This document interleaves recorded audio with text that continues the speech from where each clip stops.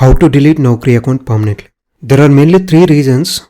Because of these, most of us want to delete Naukri account. First one is whenever you got your dream job or start your own business. In that case, you don't need any Naukri account.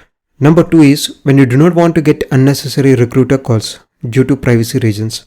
Third reason is whenever you want to switch to other platforms like LinkedIn or Indeed. In that case also, you don't need a Naukri account. Let's see how to delete the Naukri account. First, log into your Naukri account and click on these three horizontal lines. That means just beside your profile photo, click on these three horizontal lines. When you click on it, this sidebar window will open. Now click on settings.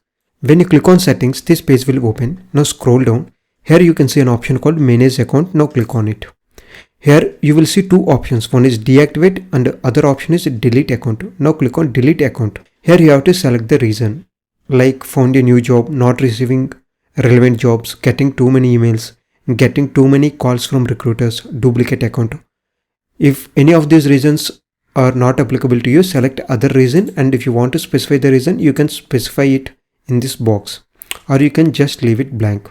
Now click on delete account and your Naukri account will be deleted permanently.